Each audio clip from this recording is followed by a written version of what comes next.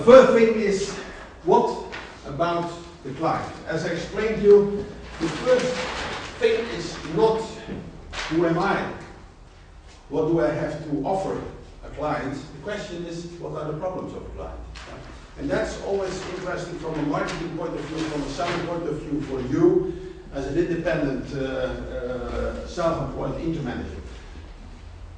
I did some research work also, and I tried to understand what are really the business problems for many, many executives in organizations. And just a couple of examples. The first one is that innovation has to become faster and faster. Time to market. I do hope everybody understands my language, the English, and am I not talking too fast? No? Time to market. The faster you are able to position a product in the market, the more success you can have. And a lot of companies are struggling with the question, why is my competitor always faster than I am? Yeah? And I'm in the second, third, fourth, fifth position. I'm too late. Second question is, and that's especially for today, minimizing costs. I've learned from even that a lot of CFOs are in this room, so you know as nobody else that costs and cost cutting is one of the existing business issues on the executive in the executive rooms, and especially today when the cash flow is minimizing, is even negative. People are looking for how can I cut costs. Another question is the uncertainty on the future. A lot of companies are developing themselves and are unlucky with the current situation, but are not able to understand what will be my company or my organization in the next 3-5 years. Some organizations will merge to each other. There's a lot of uncertainty. What will happen and how it will happen? What does my organization looks like for the next coming years? Projects. A lot of projects are coming up. In the Netherlands, for example, also many times it happened that the government is coming up with a new regulation, a new area that has to be implemented before the end of the year. A lot of companies are affected by it, and they have to solve it.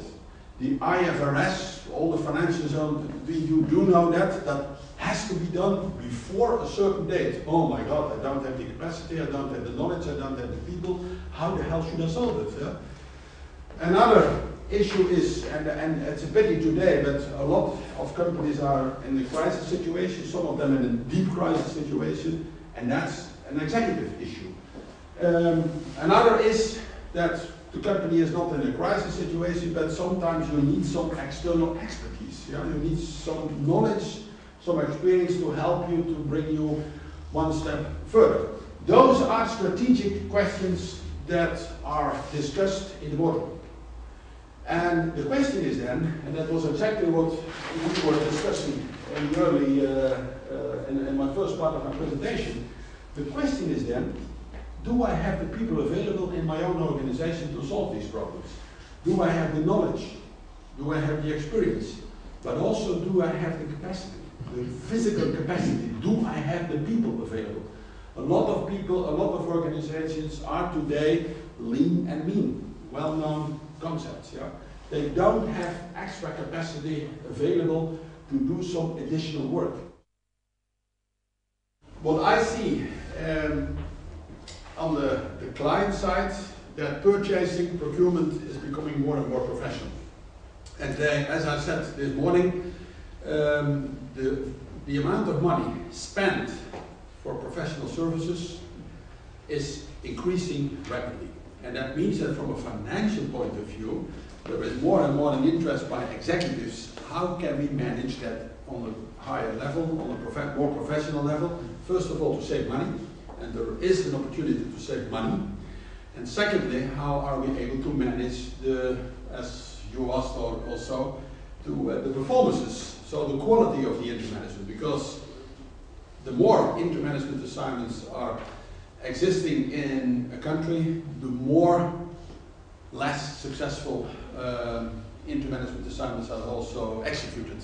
And companies are aware of the fact that, as I said, we want to manage our finance costs, but we also manage our results, the final results of a professional service support. And what we see is that, as I said, that the professional developments are starting from a procurement point of view. That there are people responsible now for buying professional services. They are not the decision takers. They are not the decision makers, I have to say. But because the organization, the people who are hiring, who are looking for, who do have a need for professional service, they are responsible for the final decision. But procurement is supporting the decision-making process, and they do that in a more professional way.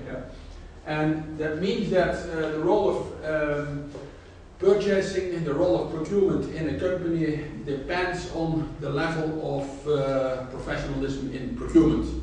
And just to give an example, the Philips organization worldwide has a high-level professional procurement organization, and within that global procurement organization there are people specialized in hiring professional services. Even a department, a sub-department, where people are responsible for hiring, consulting and intermanagement.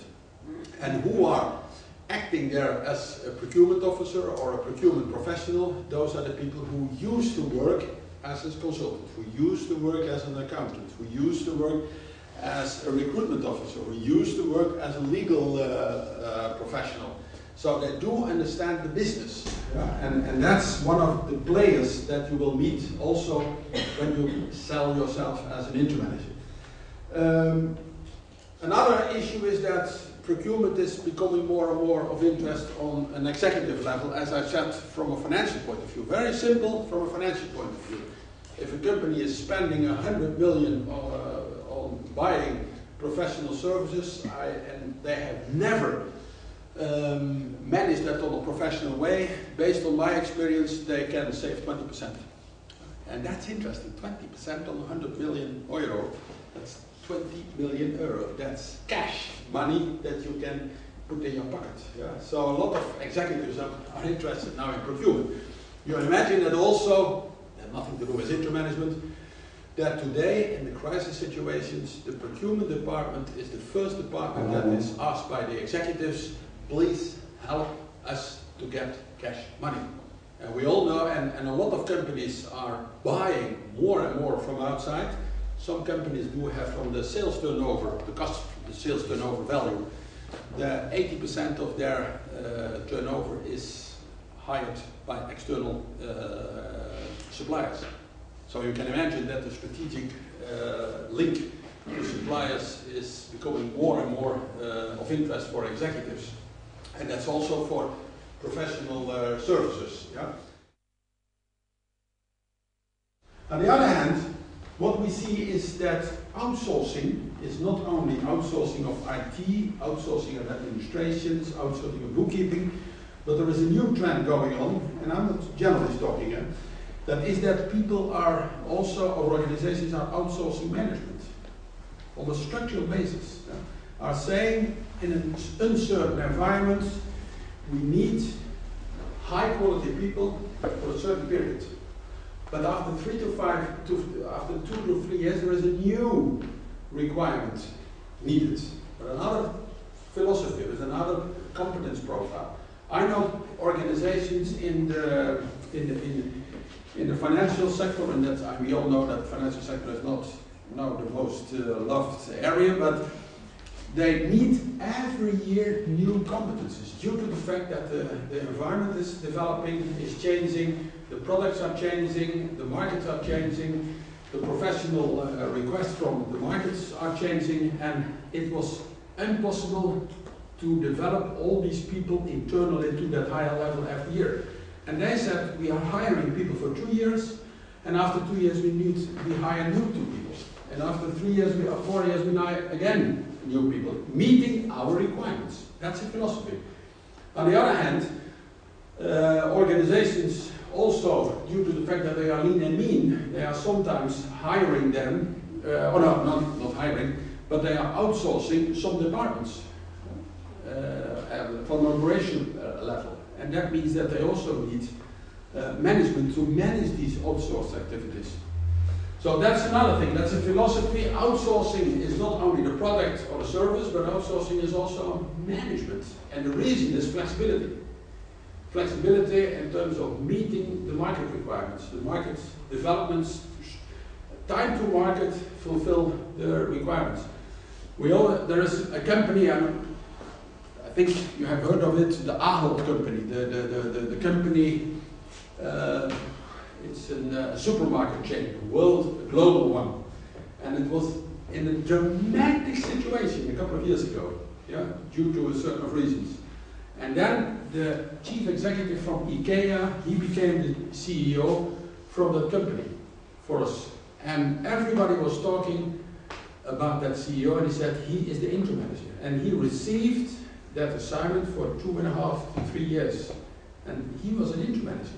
He was not, and he was the one who was reorganizing the whole firm, repositioning the whole firm, and it took 2 to 3 years. And he was gone after a couple of years. He did an excellent job, but he was a temporary manager. So it's not only 3 months or 6 months, but it can also be a couple of years. And what's then the difference between interim management and the definition we do and his position? So a lot of recruitment firms, for example, and then executive search firms are also selling interim management. And why is that? That a lot of companies are not requiring today full-time, long-term positions on executive level. So they are fulfilling now the needs on a temporary basis. And again is the question, what is temporary?